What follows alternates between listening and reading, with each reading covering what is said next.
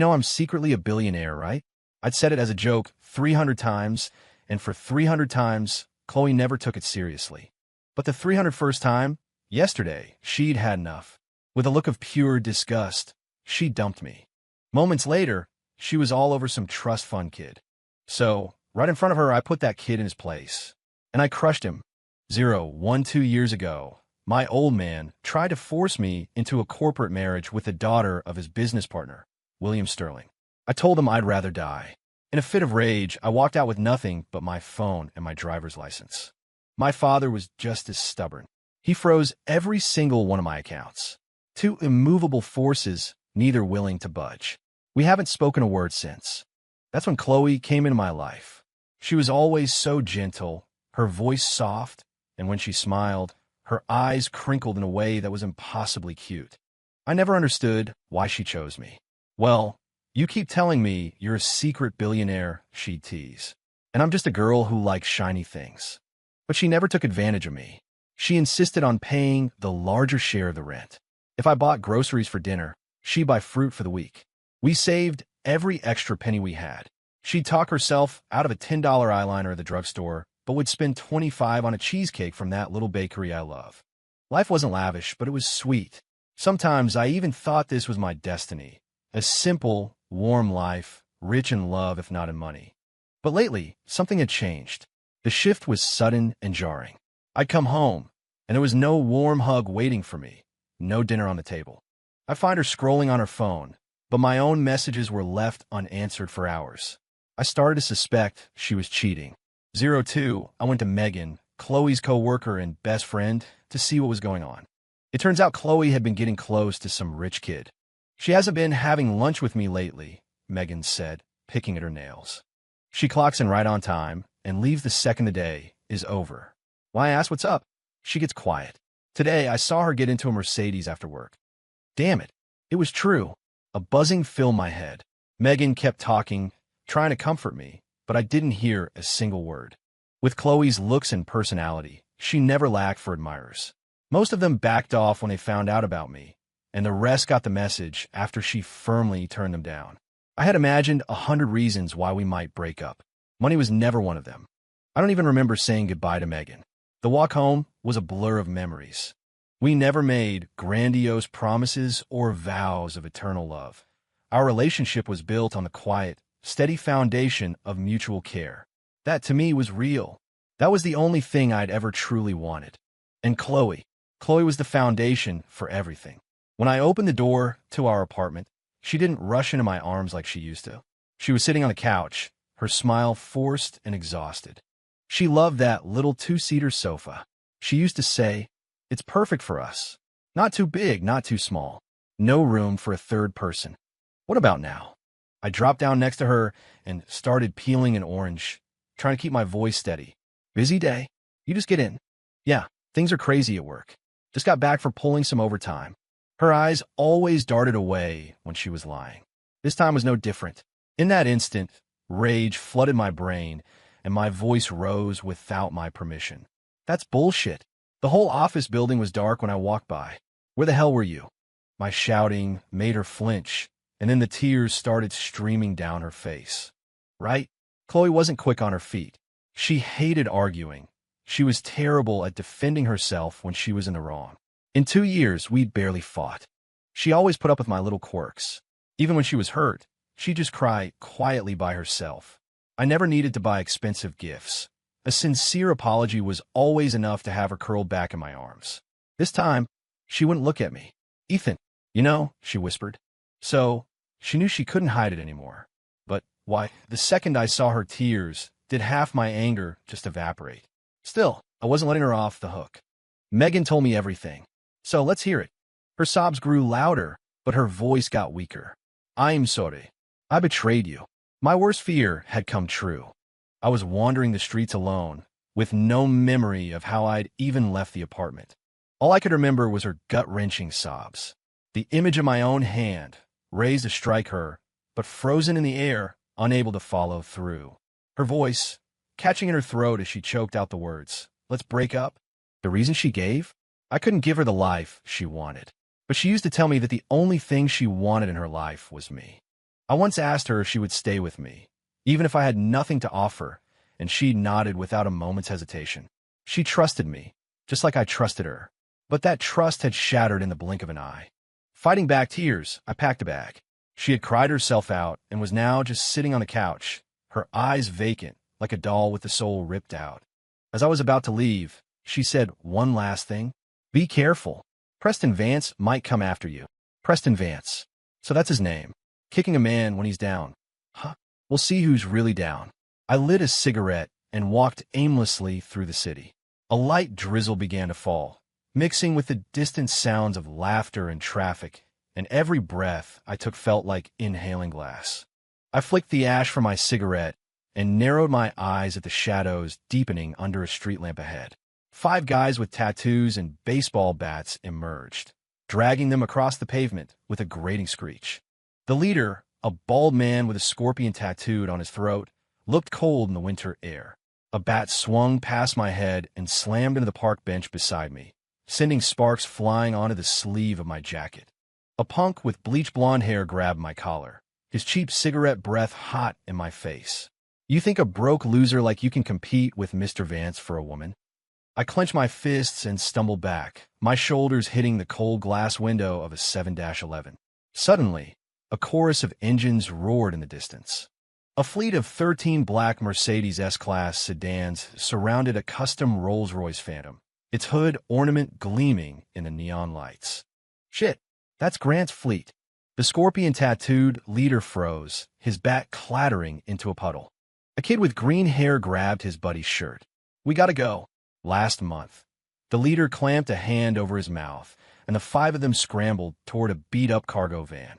This ain't over, the leader yelled, leaning out the window as they sped off, veins popping in his neck. Next time, I'll make you eat shit on a live stream. The sound of tires splashing through puddles died away. The doors of the luxury cars opened in unison, and a team of chauffeurs in black coats stepped out. They placed their white-gloved hands over the family crest on their chests and bowed a perfect 90 degrees. Welcome home, sir.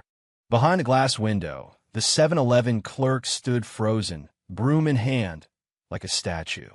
In an abandoned warehouse on the south side, the blonde punk was banging a wrench against a rusty oil drum. When I pushed open the creaking metal door, the 5 thugs were sitting around a portable stove, eating delivery pizza.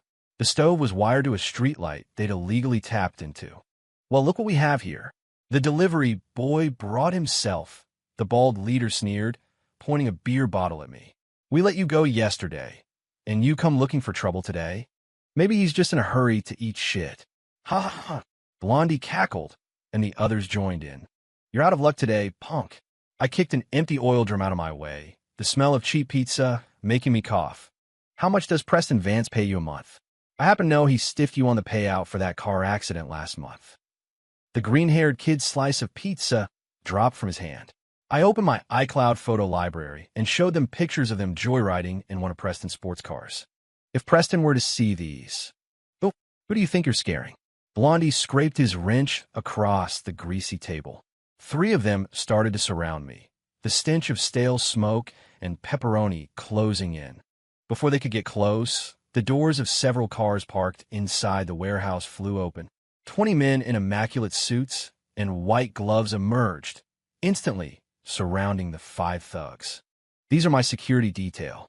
The thug's eyes went wide, darting around in panic. Did you really think I was just Chloe's boyfriend? One of my men brought over the only clean chair in the place, wiped it down, and gestured for me to sit. My father is the man you work for. Now, are we ready to talk? Talk. Blondie's eyes were filled with terror. Whatever you want to talk about, sir. I tossed 5 employment contracts onto the table. 50 grand a month. Full benefits. Your job is to keep being Preston Vance's loyal dogs. They stared at the Grant Corporation logo on the letterhead, their Adam's apples bobbing in unison.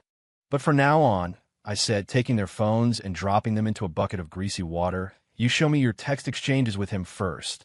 Mr. Grant, Blondie said, his tone now dripping with respect. Preston just took Chloe to the Pinnacle Club for dinner. Preston's hand was just starting to slide around Chloe's waist when I kicked the door to their private suite open. The crystal chandelier overhead swayed, knocking his gold-rimmed glasses askew. He tightened his grip on Chloe and sneered. Well, looks like the delivery boy got the wrong address. A small strawberry-shaped barrette, one-eyed haggled for at a street fair last year down to $5, fell from Chloe's hair. She instinctively tried to bend down and pick it up, but Preston stepped on the hem of her dress. Look closely, Ethan. This is how it is now. She kneels to pour my wine. I grabbed the ice bucket from the table and dumped it over a platter of imported A5 Wagyu, sending blood-tinged water and ice cubes flooding over Preston's alligator skin shoes. He jumped up, shoving Chloe away. You little bastard. I'm going to have you carried out of here tonight. He paused, a cruel smirk spreading across his face. You know what? I just thought of something fun. You crawl between my legs and lick my shoes in front of Chloe, and I'll pay for her dad's medical bills. So that was it. Chloe had a reason. Before I could process it, he started chuckling to himself. Perfect. Just perfect. I want everyone to see what happens when you try to take my woman. His hand snaked out toward Chloe's chest. Let's see just how far she'll go to protect her dignity. Chloe cried out, covering herself as she stumbled backward. You were saying something about teaching me a lesson? This is it. I laughed. Pretty pathetic, don't you think? Oh, you got some nerve, kid, he said, pulling out his phone. He made a call, taunting me between words. But not much. You need to understand something.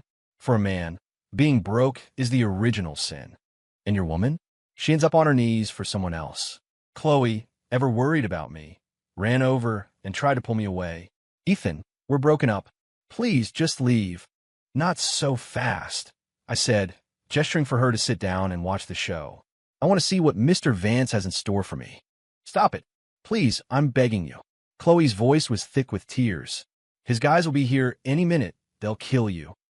Too late, Preston said, waggling his phone. They're on their way. You heard him. You have to go. Chloe was frantic, tears welling in her eyes. Preston himself said he wants to show everyone what happens when they mess with him. I'm excited to find out, I said, patting her hand. Don't worry. I'll be fine. All right. Preston swirled the red wine in his glass. Tough talk. I can't wait to pull your teeth out, one by one. The door opened, but it was Megan who walked in. She didn't even glance in our direction, instead sashaying over to Preston with a seductive smile. Having a bad day, Preston? How about I liven things up for you? Preston's face twisted into a lecherous grin. Why don't you get on your knees right here and give everyone a little show? He then pointed at Chloe. And later tonight, when you're crying under me, I'll be sure to film it for Ethan. Gotta satisfy his little cuckold fantasy. You son of a bitch. I shot to my feet, my chest heaving. I hurled a bottle of wine at his head. He ducked, and it shattered against the wall behind him. Glass shards and red wine sprayed across him and Megan. I couldn't believe it. In just 2 years, the privileged circle I had worked so hard to clean up had devolved into this kind of depravity. And this punk, who wasn't even worthy of shining my shoes back then, was now running his mouth in front of me. Megan yelped, ignoring herself to frantically dab at Preston's suit with a napkin. Shit! Preston shot out of his chair, slapping her hand away. What the hell are you doing? In a minute, this bastard is going to be licking it clean. Chloe was sobbing, desperately holding me back, begging me not to do anything rash. I let her pull me back into my seat and lit a cigarette. Fine. We'll wait. 07 The door was kicked open again, and the thugs I'd met earlier stormed in. Blondie's eyes scanned the room. Who's the genius who decided to mess with Mr. Vance? It's him. Ethan. Megan, suddenly emboldened, pointed at me. Kill him. The word was barely out of her mouth before a loud smack echoed through the room. Preston had backhanded her across the face. Who gave you permission to speak, you whore? Megan's bravado vanished. She clutched her cheek and retreated to a corner, her eyes flashing with hatred before she looked down at the floor. Lock the door, Preston commanded, sinking back into his chair and propping his feet up. So, Ethan, not so tough now, are you? Show me some of that fire from before. Otherwise, this is going to be really boring. I glanced at Blondie. You heard him. We need to make this interesting for Mr. Vance. Got it. In a flash, Blondie grabbed Preston by his gel-caked hair and slammed his face directly into the platter of ruined Wagyu and ice water. Bloody juices splattered across his Hermes shirt. Preston squealed like a pig. Are you guys insane? I'm the one who pays you. You treat us like dogs, the bald man said, yanking his head back up by the hair. But Mr. Grant here treats us like brothers. Who do you think we're going to help? The green-haired kid grabbed the ice bucket and dumped the remaining contents down the front of Preston's pants. Mr. Vance likes making people lick shoes, right? He pried Preston's mouth open and shoved one of his own ruined, steak-covered alligator shoes inside. How's that for an appetizer? The chaos made Chloe knock over her wine glass. I steadied her shoulder. Don't waste it. I poured the red liquid over Preston's head, where it mixed with his nosebleed into a grotesque, sticky mess. Etan, I'm sorry. Preston spat out a piece of the leather shoe, his glasses hanging crookedly from one ear. You can have Chloe back. Her brother. I'll pay for all his treatments. No questions asked. The car, the apartment, it's all yours. Your backbone doesn't seem so strong now, does it, Mr. Vance? I stood up and kicked him while he was kneeling, sending him sprawling. Ethan, please let me go. I was wrong. I swear, I know I was wrong. He groveled, snot and tears streaming down his face. He looked like a pathetic clown. You have two choices, I said, picking up a heavy, ornate ashtray. Either you eat everything on that plate, or you streak through downtown. Preston started shoveling the ruined meat and ice into his mouth with trembling hands. Suddenly, Chloe rushed over and grabbed my arm. That's enough. Ethan, you're going to kill him. I kicked him one last time. Get lost. 08 the next day, my father called to remind me about my lunch date with Victoria Sterling. He followed it with a threat. If you even think about getting back with that Chloe girl, you're out of the family for good. Victoria was the woman I was supposed to marry 2 years ago. Back then, she couldn't have cared less about me. Now, she was suddenly desperate to get into the Grant family. With Chloe's family situation still unresolved, I had no choice but to go. Without my family's name, I couldn't help her brother. With it, I couldn't be with her. The frustrating thoughts made me distracted. Victoria, however, didn't seem to notice. She gracefully placed choice pieces of food on my plate, acting for all the world like this was the most important date of her life. It was clear she had prepared meticulously. Her makeup was flawless, her outfit perfectly coordinated. Honestly, she was stunning. Just then, the door to our private room was kicked open. I looked up. It was Preston again. This time, however, he wasn't with Blondie and his crew. Ethan moved on to a new girl already. Preston held up his phone, snapping pictures of us. A smirk tugged at the burn marks on his face, making him grimace in pain. See what I mean?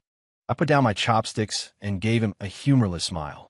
I'm just better at this than you are. Damn you. We'll see how tough you are today. He smashed several teacups on the floor. You're crawling out of here on your knees. Oh, why don't you find out who this beautiful woman next to me is first? Victoria shot me a confused look, clearly wondering why I was deferring to her when my own status was far superior. She crossed her arms, instantly adopting the air of an heiress. My name is Victoria Sterling. I'm the daughter of William Sterling, CEO of the Sterling Group. If you know what's good for you, you'll get out. While the Sterling Group wasn't as powerful as my family's corporation, it was more than enough to crush the Vance family. Preston's face went pale. He quickly forced a smile. My apologies, Miss Sterling. I didn't realize. I'll be going now. Not so fast, I said, pointing at the shattered porcelain on the floor. On your knees.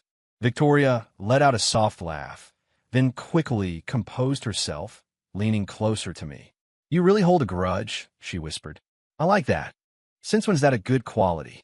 Preston's face crumpled. Come on, Ethan. Give me a break. I gave you a break yesterday, and here you are again, I said, lifting the teapot full of hot water.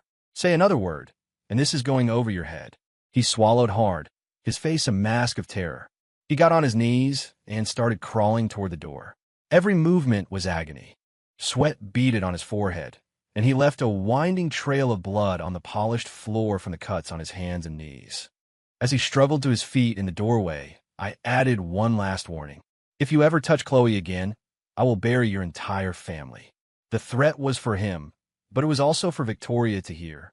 09 after lunch, I let Victoria decide what we'd do next. She tilted her head, thinking for a moment. Let's go to Navy Pier. I had expected her to suggest shopping on Michigan Avenue, a round of golf, or maybe a symphony or an art gallery to show off her sophistication. Don't tell me a girl like you has never been to an amusement park. She blushed, and nodded sheepishly. What a strange woman.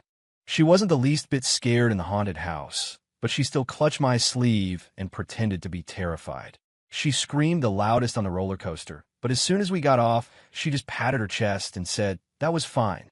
Her favorite ride was the Ferris wheel.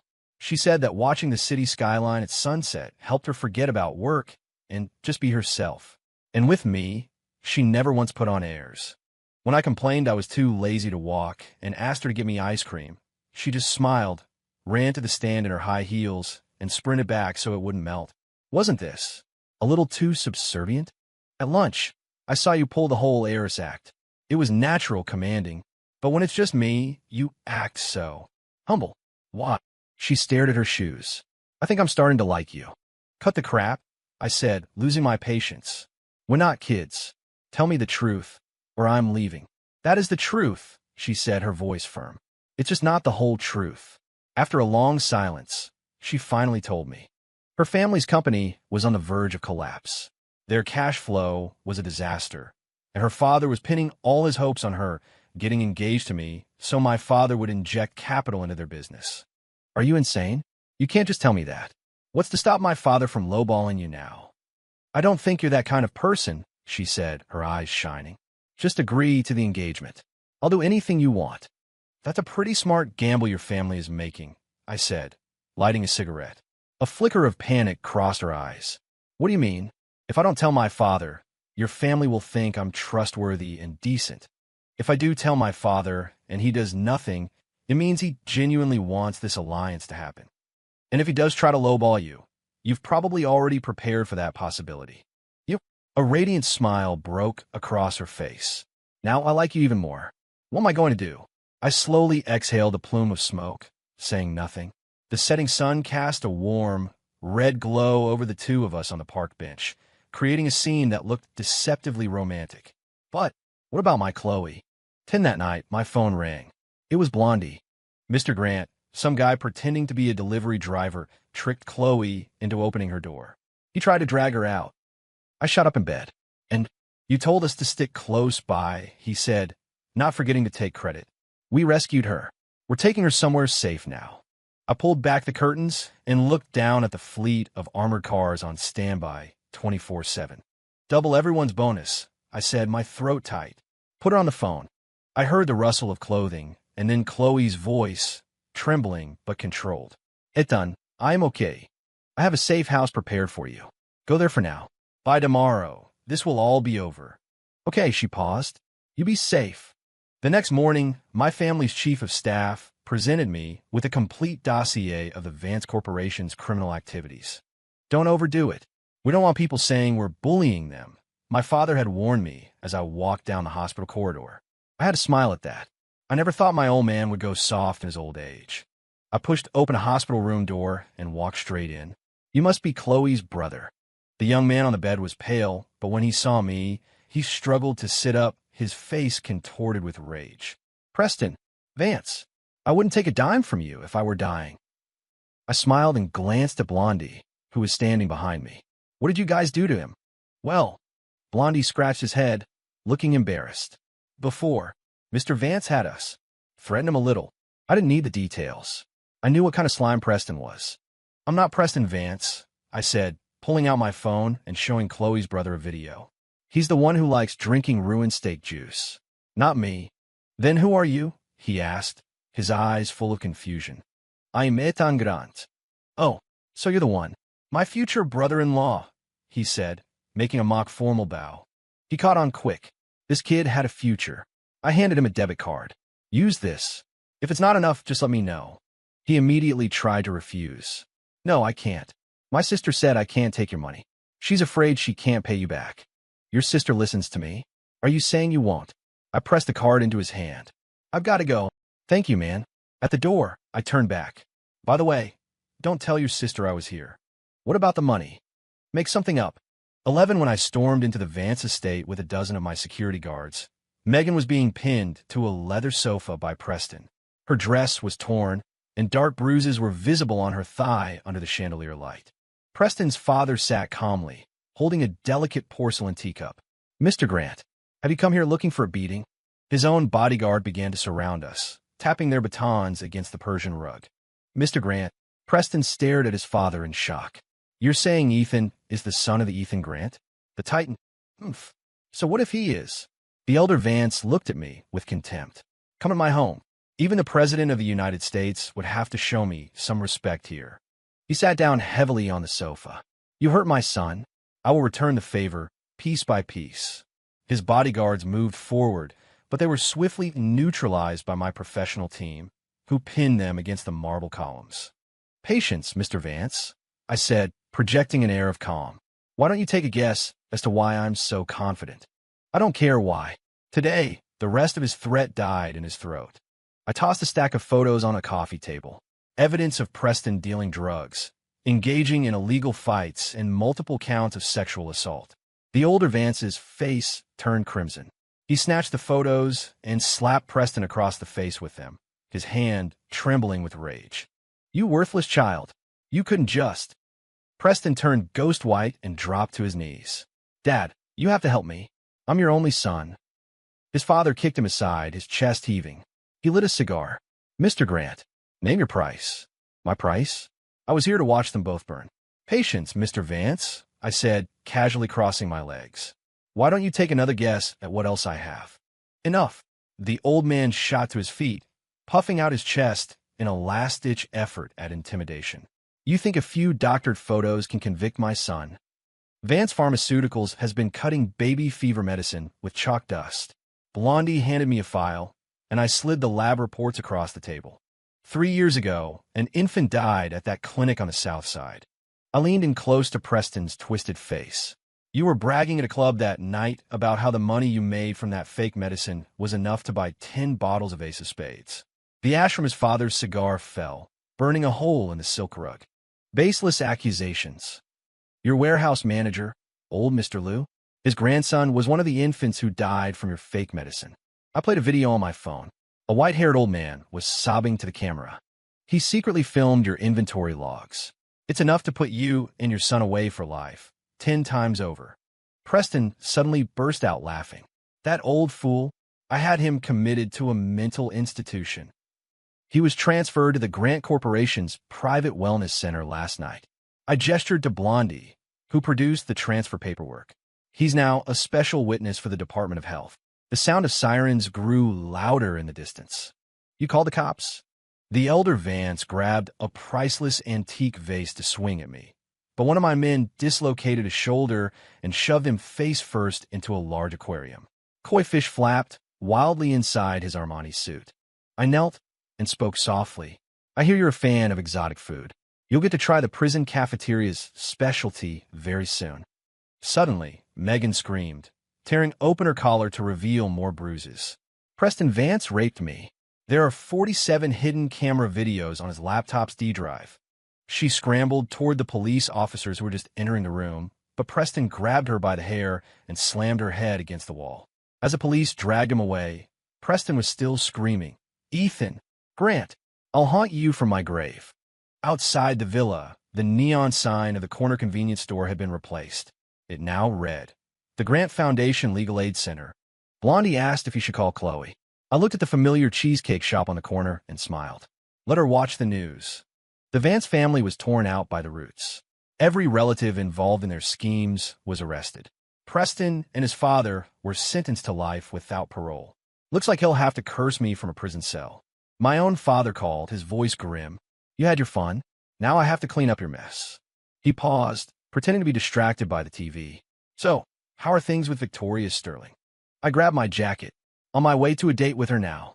This time, she wanted to meet at the hospital. Her choice of date spots was truly baffling. I found her in the main lobby, holding a receipt. Why here? I asked. She held up the receipt, a bright smile on her face. I just paid the hospital bill for Chloe's brother. You? Paid for Chloe's brother? What kind of game was she playing? I frowned. Why would you care about him? Because you care, she said, stepping closer and taking my arm. Want to come over to my apartment later? I'll make you seafood. Ethan. I turned at the sound of my name. It was Chloe, standing just a few feet away. She must have heard our conversation.